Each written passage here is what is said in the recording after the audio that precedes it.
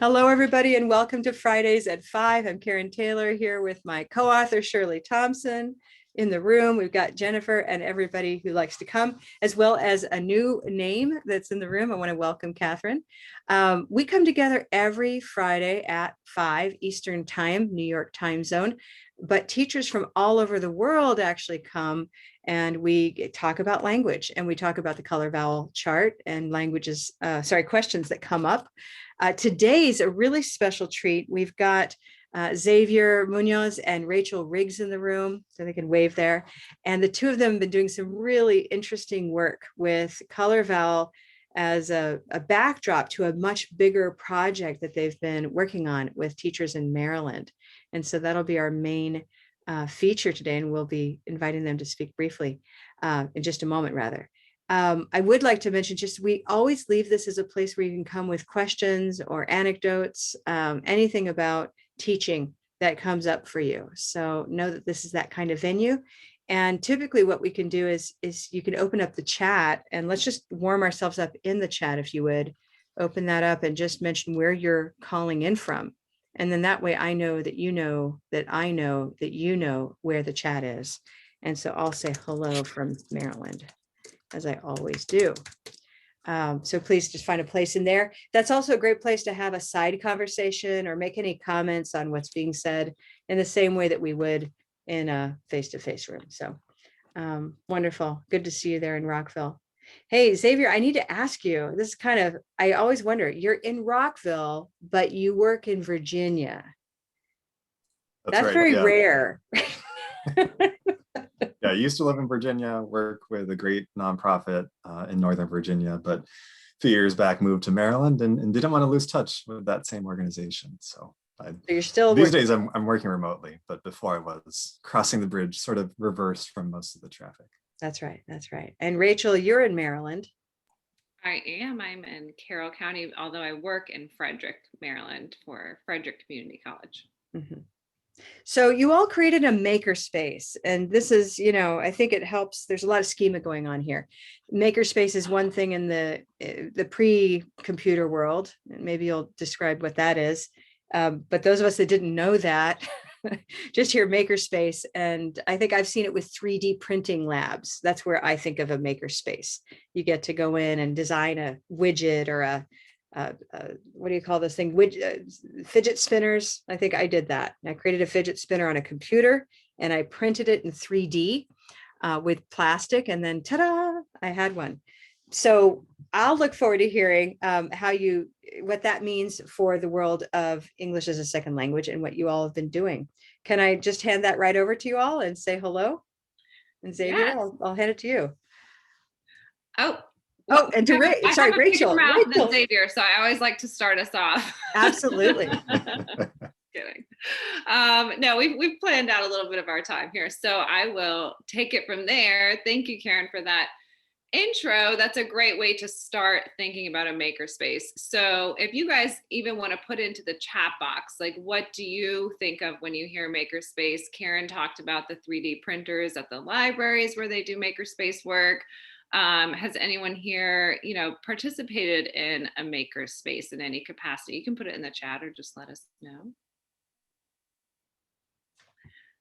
I'm seeing some no-nos. Okay, Jennifer says her son has, and Shirley thinks of art or making furniture. Anna at the library. Yeah, okay, exactly. So the idea of a makerspace, right, is you go and you do some hands-on activity in which you're learning skills, but you're also creating something.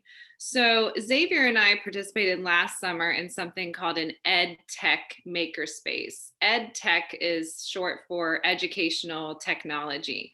And I think we're all becoming very familiar with that concept, especially over the last year if you're teaching remotely. And in an ed tech makerspace, it's kind of the same idea. You're learning how to use ed tech tools. So Zoom is an example of an ed tech tool, right? It's technology that we use for education. And at the same time, you're creating resources that can be used by the broader educational community. So to get us started off, I'd like to do a little ed techy activity if we can, if that's okay. So I'm going to share my screen and I want to show you guys one of the ed tech tools that we learned in our ed tech makerspace. And this is called Jamboard. Is anyone here using Jamboard, has used Jamboard, has seen Jamboard? What do we have? And I'm raising my hand for Robin as well. I know she uses Jamboard. Okay, cool. Oh, good. So we have some And users now. here. Not the wrong kind of users, right? Like ed tech users. Okay, so I'm going to start with a blank screen here. I'm just going to show you guys a couple of the features on Jamboard, and then I'm actually going to share a link with you, and I want you to scribble on my screen here. So in Jamboard, it's an interactive digital whiteboard that comes with the Google suite of products. And in Jamboard, I can use it, you know, during class. I can use a pen to circle things or scribble things. I can grab an eraser to erase all of that mess that I just created. I can click on this mouse. And if you'll see, I'm just navigating this toolbar on the left-hand side where I just have a few options. I can grab a mouse if I want to get back my mouse capabilities and maybe grab something that's on the screen. Or I can add sticky notes, and this is a pretty popular one. So if I want to write, I love my teacher on the board, I can type that, I can change the color, and I can click save, and it will put it up for everyone. I can add pictures through a Google image search even. Let's look for teacher in Google. Okay. And then I can insert that image onto my Jamboard. And then I can add shapes and text. Hello, class. And I can use a laser pointer if I just, you know, I'm teaching and I want to show or bring their attention to something specific. So being that you guys are, you know, color vowel, what do we call them, Karen? Color vowel chartians? I don't know. We call them color vowelists. Color vowelists. Okay, good. I'm new to the community, you guys. I just did my fast training, so you'll have to bear with me if I'm saying things wrong. But I'm sure you guys can kind of imagine, right? When we have a chart as maybe a background or something, and students can manipulate words and put them somewhere on the chart, that's where a tool like Jamboard could really come in handy. And we're going to show you how we put Jamboard and the color vowel chart together and created something fun in our makerspace. So what I'm going to do now, though, is I would love for you guys to interact with my Jamboard, and I'm going to share a link with you. Actually, I'm going to skip the eggs and pancakes. When you get to my Jamboard, you're going to have to navigate the frames by clicking the arrows up top. Let's go straight to frame 4. And I want you guys to add a sticky note with your name, choosing either working from home or working in a building. Okay, so that's what those pictures mean. So I'm going to put my Rachel. I want to wear socks all day. So add your name and a little comment like that. Save it. And then you can move it to which one you're voting for. Okay, so it's just a this or that, working from home or working in a building. I'm going to put mine under working from home because I don't like to wear shoes. Okay, so let me share the link with you guys so we can see if you like to work from home or if you would rather be back in a building.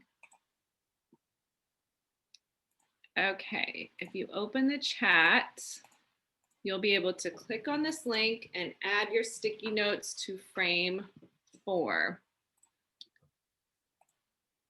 Oh, okay, I'm seeing people already. So remember, you can click the arrows up top to get over to frame 4, and you can vote working from home or working in a building. Now, Rachel, I don't happen to see that toolbar on the left side. And oh no, okay. Hold on. And I'm in view only mode.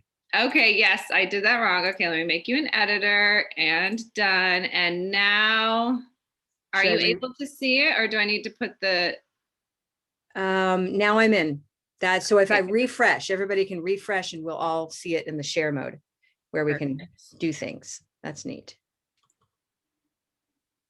There we go.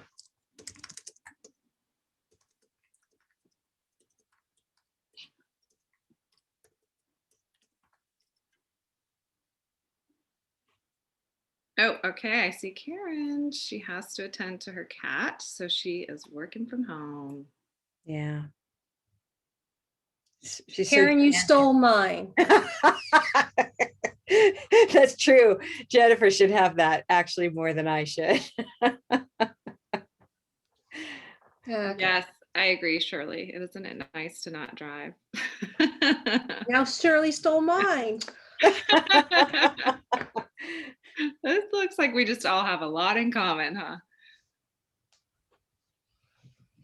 No building. Nobody wants to go to work.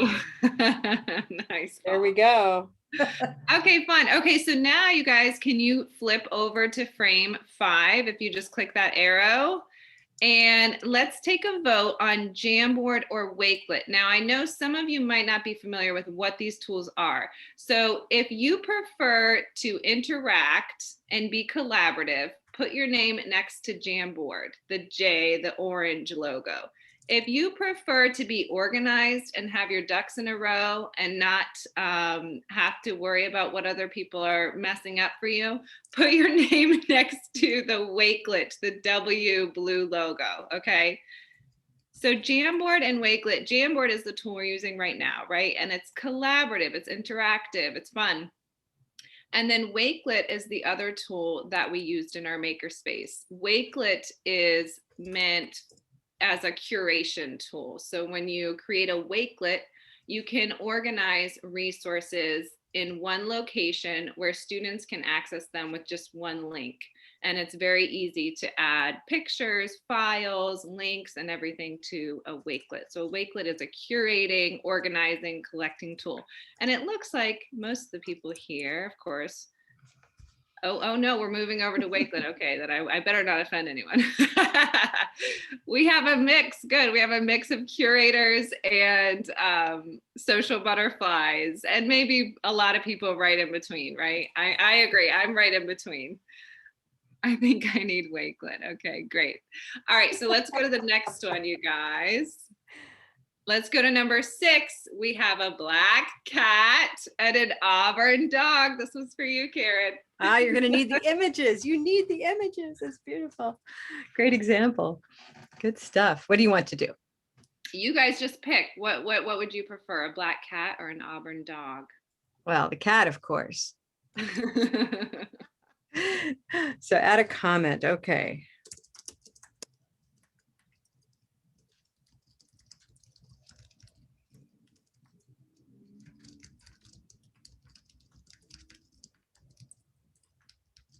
Oh, whoops, I forgot about the comment, but that's a picture of my dog. So.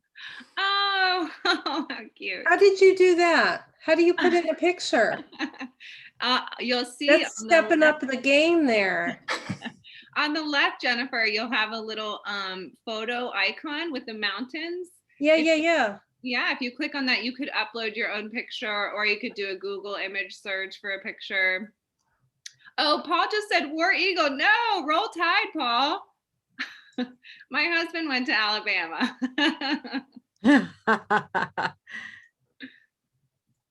That's okay, Paul. Let's not get into it here, okay? It'll get ugly. I'm just joking.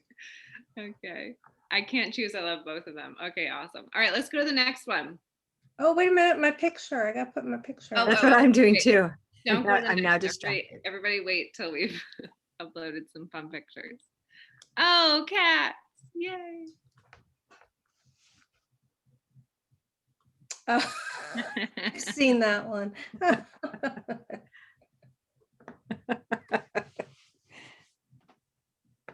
And you'll also notice too, you guys, you can click on other people's stuff, and like this one, if I can't see it, I can make it nice and big. Okay, and then I'll put it back. I found this humorous. It's funny.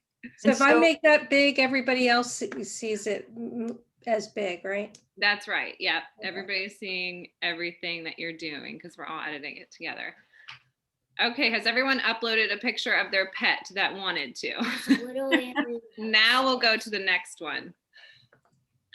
And this is green tea or a cup of mustard. Oh, well. Alien upstairs.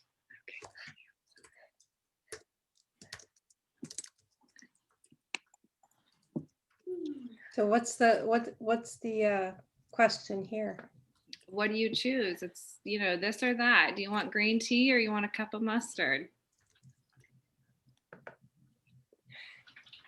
Cup of mustard. That would kill me. I don't like mustard at all. That's funny. Kill you. Oh, with a pretzel. Good idea, Shirley.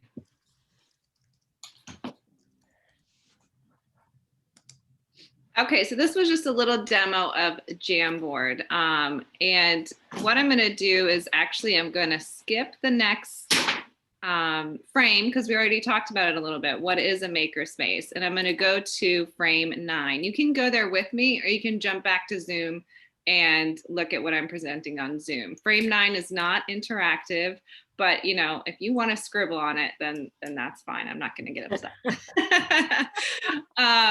So basically what we do in a makerspace, right, is we put together these two components of learning and creating together. We get a group of teachers together, and that's what we did with Maryland TESOL. With Maryland TESOL, we got together some of the Maryland TESOL members and non-members, and we did a makerspace for our spring event. In our makerspace, the teachers who were involved learned Jamboard. They learned how to use Jamboard and Wakelet. Those are two ed tech tools. And then they also did the fast training with the Color Vowel charts. So they learned 2 ed tech tools and an amazing strategy for teaching spoken English. Thank you, Karen and Jennifer, for sponsoring that for our participants. After they learned the ed tech tools and the Color Vowel chart strategy, they then created a set of resources that were based around, sorry, I've got a 6-year-old in the background if you're hearing some, some sounds. Everybody's safe and fine. We took some resources that Literacy Minnesota had created. And so if you look at this here, this is just an image of a PDF document that is meant for beginner or pre-beginner English language learners. Now, when we're in the remote setting, we couldn't really do much with that PDF except to maybe present it and mark on it or something, but it's not super useful and interactive for learners. So Xavier had the amazing idea of taking some of these activities and putting them into Jamboard where students could interact with them, and then collecting all of it together in a Wakelet where it could be easily shared with students. Mhm. Color Vowel chart came in because a lot of this is phonics based. And so Xavier thought, well, wow, this is a great way to set as the background of a Jamboard, the Color Vowel chart, and then students can manipulate words and practice phonics in that way. So I'm now going to hand it over to Xavier, who's going to show us more of what we did and what we created in the Makerspace. Great. Thank you, Rachel. This is why Rachel goes first, to bring up the energy, get the interaction going, set the stage. A little too high, lower expectations. You're not just me. going to take us right down. Is that a weird self-introduction? You're going to do your magic. Something like that. So yeah, let me share my screen so we can take a look at this. I'll take us kind of through how you might use these stories, and in particular where the Color Vowel piece comes into play in terms of the resources that we created. Yeah. But many of you I've had the pleasure of taking Color Vowel trainings with, so I know this group has a lot of creativity for how to do much more than just what we created in this Makerspace project. And Xavier, if I could step in for just a second, I don't know if it's helpful to everybody, but I know that it took me several passes through. I mean, lots of things have been mentioned just now, Minnesota literacy and a conference, and then Wakelet, and then digital makerspace. And there's a lot going on here. So if I could just take a moment to share what helped me wrap my head around it after a few takes, is just think to all of the wonderful file cabinets, like the one I'm looking at over here, in all the different language programs around the country, with great materials sitting in those file cabinets. And then this is a rescue mission, right? This rescue mission to take these beautifully designed materials that are really very good and to make them now, once again, useful, give them a second life, and then take it to the people who need them. So back to how we did that, or how you did that, I should say. Thank you. We're always looking for more analogies and ways to describe the EdTech makerspace. Yeah, I agree with Rachel. Great way to conceptualize it. Okay, so to give a little bit of that context of what are these stories, this Literacy Minnesota thing, I do want to just quickly show where you would find them and then jump into how we've adapted those resources. So the Literacy Minnesota, if you're not familiar, they work largely with adult learners, and that's the context that I come from, working with adults of immigrant or refugee background who are learning English here in the United States. Literacy Minnesota does a lot of national and local things. And they, some years ago, created these story banks. So there's a pre-beginning version for those who may be learning to read for the first time in any language. And they also have a beginning ESL story bank. Folks that want to get the stories from Literacy Minnesota directly, you just fill out a form and download it.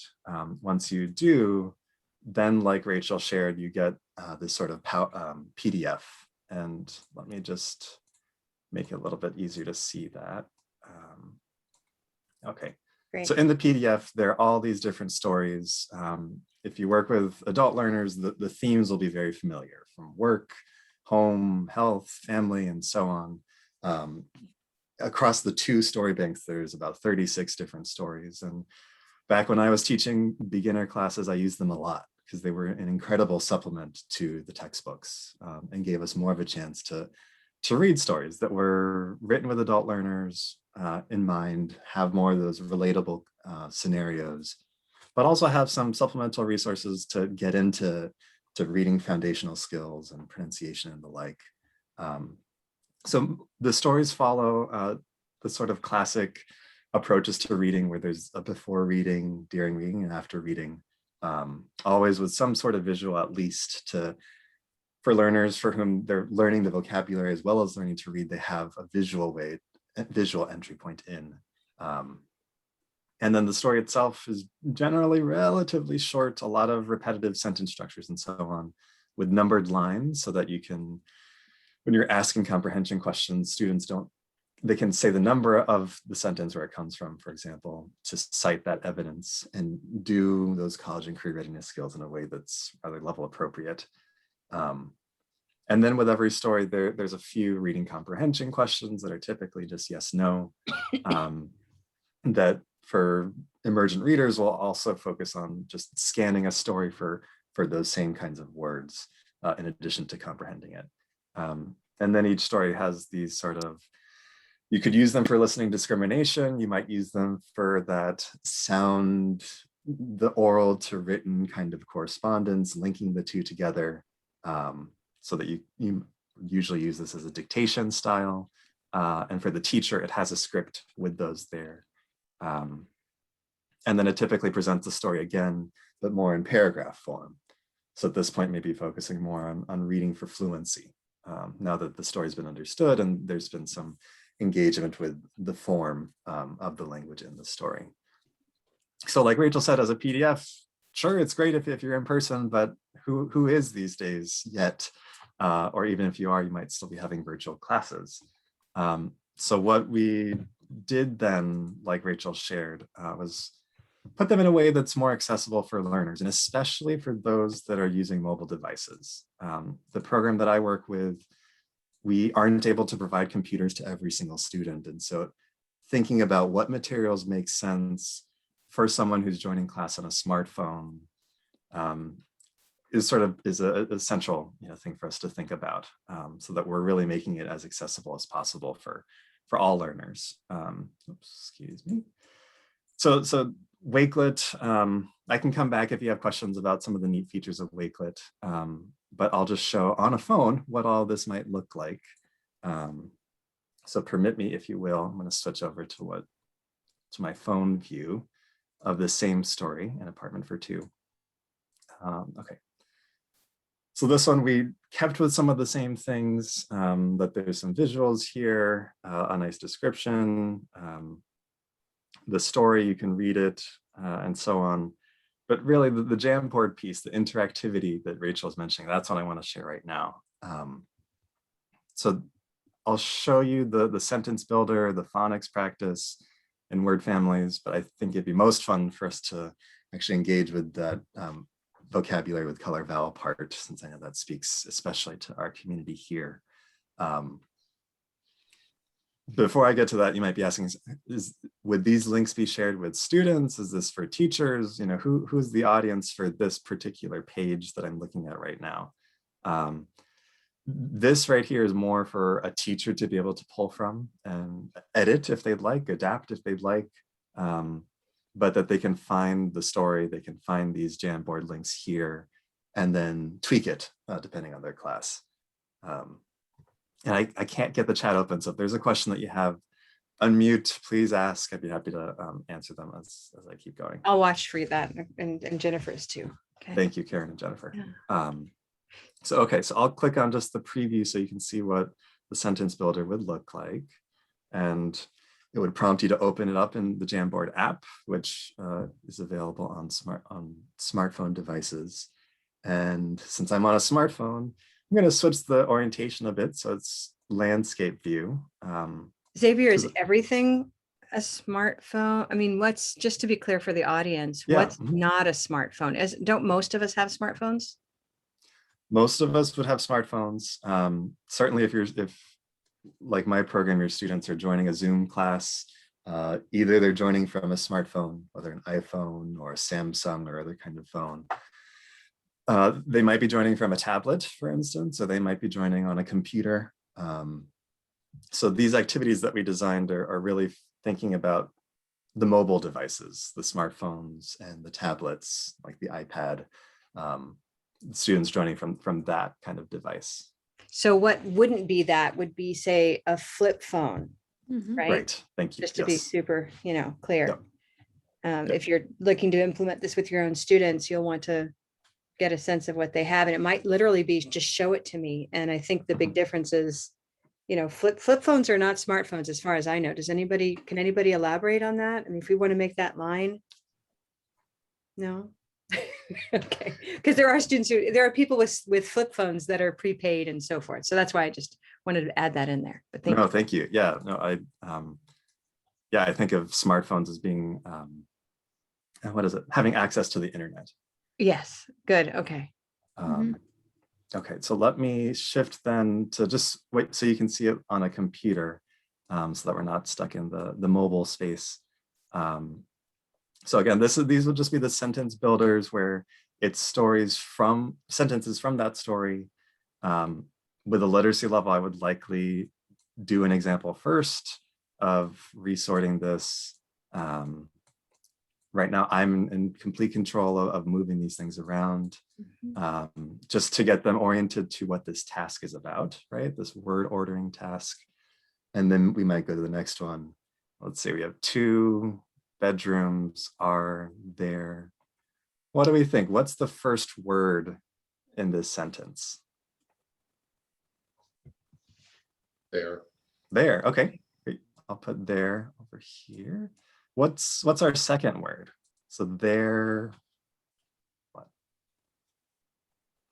There 2 bedrooms are, but I think more normally there are. There are, okay. Right, and so we would be more, we would do it together with the instructor leading. Beautiful. Depending on the students and their digital skills and their language backgrounds, then it might be like Rachel did with us, sharing the link so that they can do it in groups and they negotiate that together with one student controlling, moving the words around.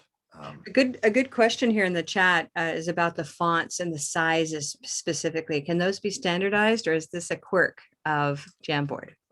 Yeah, I'm going to pass that back to our group here. My experience has been, it's a bit of a quirk, an unfortunate quirk, admittedly, with Jamboard, that it depends on how long the word is, and then the size of the sticky note.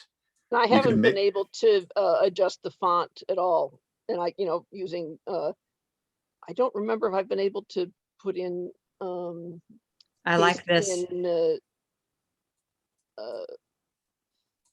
phonetic transcription. Mhm.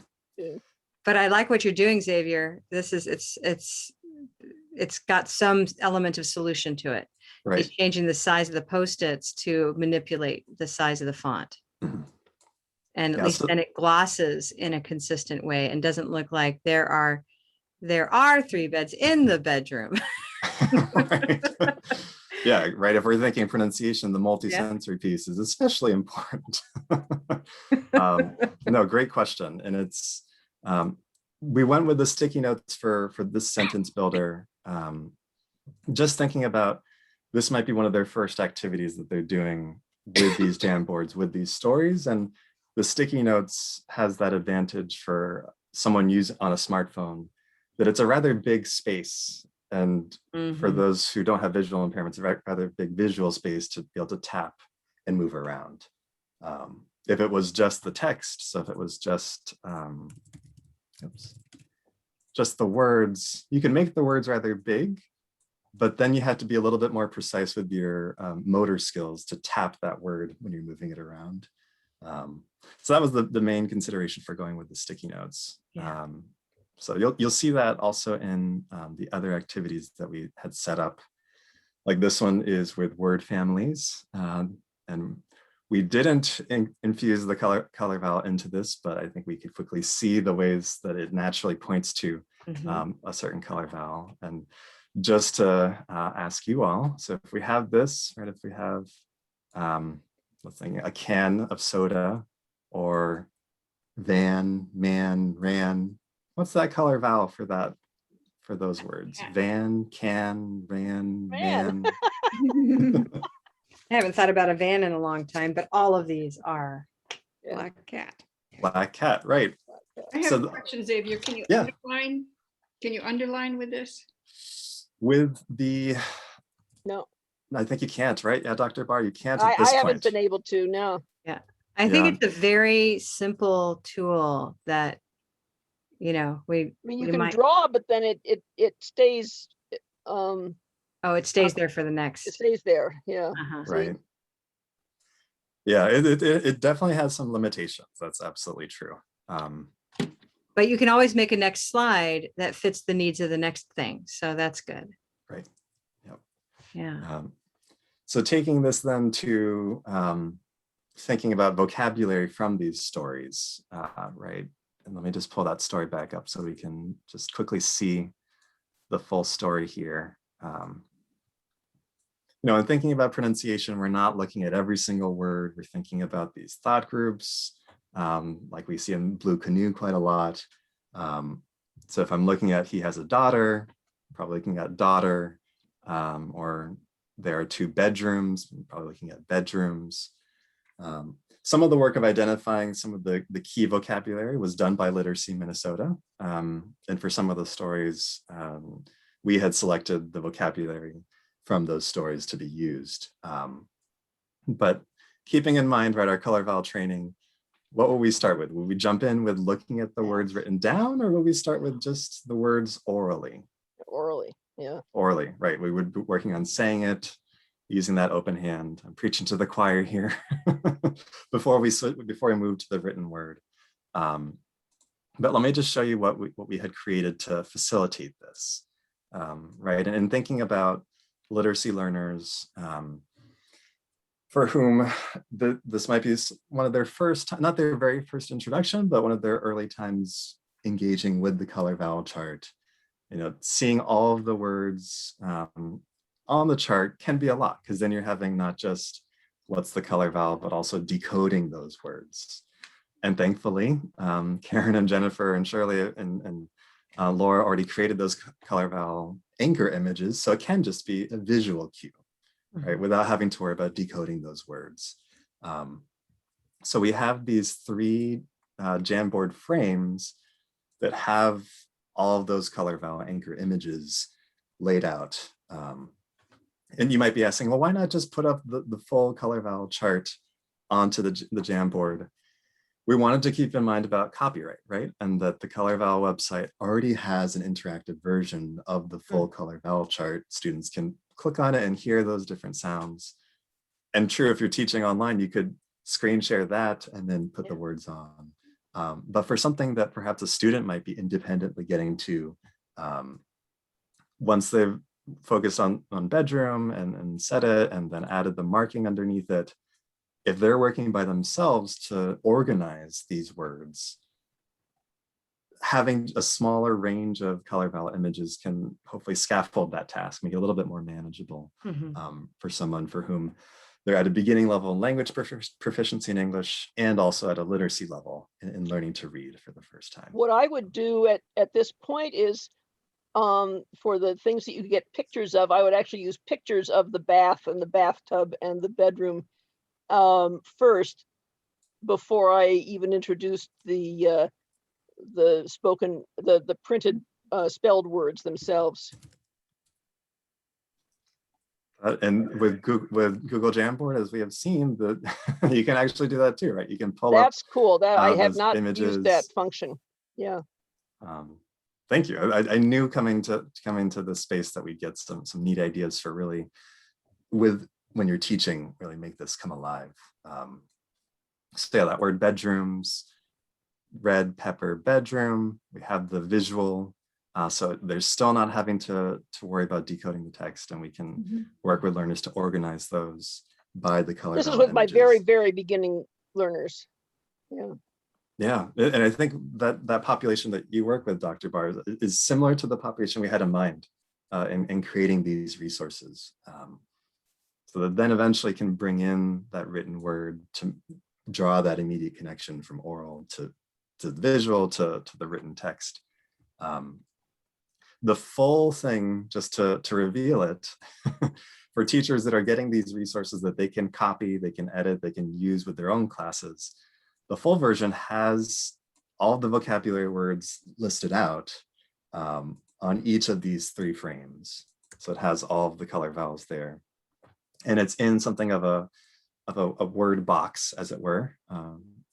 And this idea I got from getting feedback from actually my Color Vowel community on Facebook, of having a sort of visual demarcation of what's not yet organized. So that's there for a teacher to sort of scaffold and show where you might be getting toward, right, in organizing these words by color vowel image. But ideally, if you're teaching, we would do things like what I think Dr. Barr, you suggested, of pulling up a photo of that vocabulary word, organizing by that. So it's really just about the sounds and not tapping into some of the literacy challenges just yet. So this is all of these resources that we quickly looked through. We put them into these Wakelet pages where teachers then, for each individual story, they can, if they were using this to present for class, they can get that visual, they can get the story, they can use some of the neat features in Wakelet to have it be read aloud or to tap into translations of words or the whole text, and then get to these Jamboard links to either just view a copy or to make your own copy to customize for your class. And just while we're sharing about this project, we also added, for those learners that might have access to a computer, we also added a neat link to some typing practice, so that after you've spent a lot of this time reading and understanding these stories, you can go to a page where you can just get more comfortable with those basic keyboarding skills. So this part, unfortunately, does not work on smartphones or tablets, but if you have a computer, it can be a way to bring in those other digital literacy skills. So they can't do it with their fingers, like it just doesn't uptake with this interface? Unfortunately not, yeah. This one was created with a tool called Flippity that you can you can make things similar to Jamboard, you can make crossword puzzles, you can make a lot of different things just using templates from Google Sheets. But with the typing one, unfortunately, yeah, it's really just for computers and actual This is keyboard. awesome, though. I really need this. This is wow. It's wonderful. Yeah, There's too much. My brain is full, but yeah. Oh, okay. I thought, okay, I've got Jamboard down, but there's all this other stuff I've got to learn about too. I really want to learn how to do this. So this is called Flippity? Flippity. Mhm. Yep. Just like it sounds, huh? Flippity.com, something like that. Flippity.net. Yep. Ah, okay. I wish we could erase parts of our texts when we post the .net. This is the correct one. I'm putting that in the chat. Wow. So we really wanted to, create resources that for teachers, there's a lot of things they can do, they can pull from. Literacy Minnesota created a lot of these supplemental things, and we just thought, if I'm teaching learners on mobile devices or literacy learners or those working on basic computer skills, what are things that we can create or adapt based on those open and free resources to support teachers, right? Going back to what Rachel said and Karen about, there's so many wonderful things out there, but it's hard to have them in one place to know where to go. So you have this collected, and people can add to it and make adaptations and as a community. Yeah. Wow, what an amazing idea.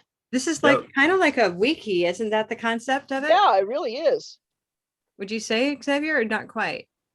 I think the EdTech Makerspace model is very much like that. It's very collaborative. It's people coming together to add things, just so that for this specific project and these stories, Rachel and I are finished, and our team at Maryland TESOL are finishing reviewing and making sure everything, there aren't inaccuracies in the resources created.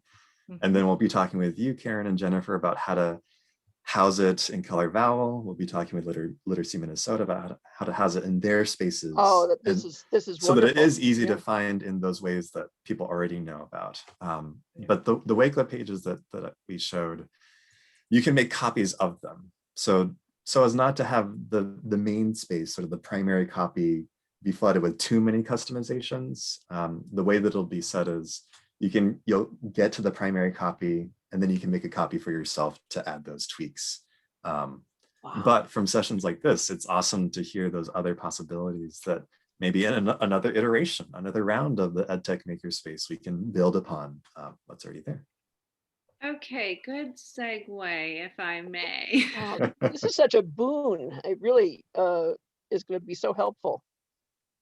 That's so great. Yeah, we cannot wait. We're going to roll out these resources once we get them checked and organized into their final destinations. We're very excited to roll them out, and we'll be presenting at the Maryland Virtual Training Institute, for anyone who's familiar with that. That's run by the Department of Labor in Maryland. And that's where we plan to kind of launch the content and provide links and all of that to say, here, go get it, use the ESL story banks, use the Jamboards in your classes and all of that. So I'll put the website. Does Mikhail know about this?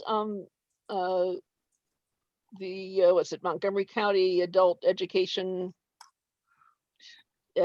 Literacy? I don't know what It's the Montgomery Coalition of Adult English Literacy, I believe. That sounds right. I think, yeah. I mean, I'm sure they're synced up with the Department of Labor initiatives. And because I didn't see this on their last newsletter, but I wasn't looking for it, so I might have missed it. Yeah, we have not worked directly with Mikhail yet to like roll this out, but it's a good idea to maybe do a thing for their group. Let's talk so we can coordinate, because we'd love to be in touch, triangulate that. Yes, absolutely. I want to add too, just because Xavier said, future maker spaces, I have to now plug that we are going to do another EdTech Makerspace that will run from mid-May to mid-June. This one is not focused on so much English language learners, although it is directed toward all of the areas of adult education. And the focus of this is to build a digital skills library. And so rather than, phonics, reading, spoken English, and all of that, we're focusing on the various digital skills that adult learners need. And what we'll be doing is we'll be working in groups to organize the many resources that are out there by skill so that we can roll out to teachers a central location where they can select a digital skill and then see the resources that Yeah. apply to that skill and then integrate that into their instruction. So if Yeah, we you need that too. if you're interested in participating, I'm just going to put a Wakelet into the chat box that has a webinar where we give the info about the project and the sign up form and all of that. So if anyone's interested in actually participating in the Makerspace, I do want to just throw that opportunity out there. Oh, that's really exciting. Wow. Let's see what else we have going on here. Questions, comments. No, this So is- this this is- Makerspace opportunity, if someone wanted to join in, what can they watch for? Where should they go? Good question. Maybe we should put out something in our 27. newsletter. Yes. Well, that's today. Okay.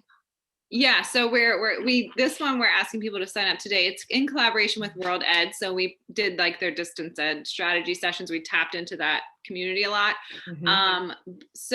But don't be put off by that deadline. Please, if you want to sign up through this weekend or even next week, we're not going to be harsh about that deadline. We really want to Yeah. get Because my colleague, Tessa Leon, has been working on putting together like videos showing people, okay, this is how you scroll up and this is how you move the cursor over. I mean, a lot of our students, especially if they're dyslexic, they have a lot of trouble with up and down and left and right and stuff like that too. So yeah, Robin, please share this with Tessa. I think it would you'd probably be interested. We're going to tag the resources, and it's just going to make it a lot easier for everyone who's out there scratching their head thinking, how do I teach these skills?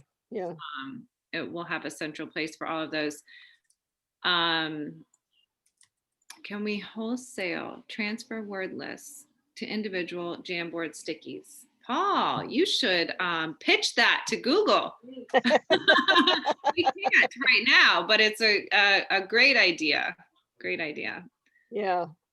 Right now I'm just typing or pasting everything. Yeah. Any other questions? I need to find out more about how Wakelet works. So that's next on my list of things to learn.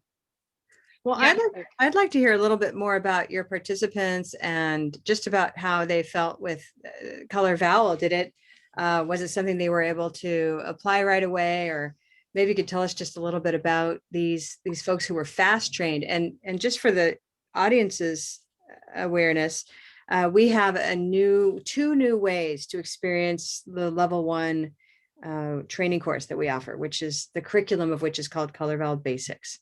And so now it has 2 options. One is fast, which is what it sounds like. You can complete it at your own pace. These are recorded modules that we've posted with Jennifer's help in Canvas, and it's entirely self-paced, self-access, and asynchronous. And that is a subcomponent and therefore a component of Complete, which is our fully featured training program, like what many of you have gone through, except that it's now flipped. It includes the video modules as well as live meetings with practice, discussion, questions. And so Paul, for example, just completed the new Complete program recently, and we had a good time. And we're still finishing up, actually, putting bows on different modules there. So we've really been running and putting on the wings and flapping at the same time. And now we're up in the air with those 2 options.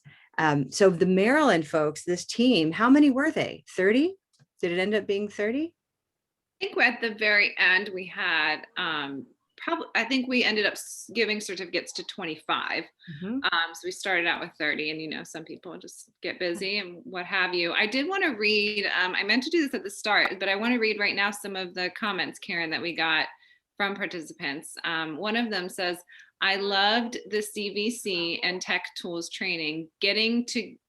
Getting to use what we learned to make resources for teachers to use was even better. Please have more makerspaces in the future. We love resources for intermediate and advanced ESL. And then another one says, we asked them, if you're using the resources in your practice, and someone said, yes, I shared the Wakelet I created with my class and they enjoyed the interactive portions. I am introducing the Color Vowel system gradually, and that was a really big hit the first week. So we have had, and someone says, yes, students seem to really learn to decode the words. We had some great comments and feedback about that. And I'll actually share all of the feedback with you, Karen, because I know. Sure. Now tell us and finally, who were these folks? They were from all over, weren't they, in Maryland? I had the opportunity to speak to one or two, and I realized that they don't know each other necessarily. So what did that feel like as an initiative, finding them and managing them? Yeah, we did a lot of recruitment, a lot of local events. I think Xavier's laughing because I'm such a blabbermouth. We did a lot of local events, webinars to recruit. We tapped into our own networks. So like Xavier brought in some Virginians. I brought in a lot of Marylanders, and we ended up with a mix of, people from this area.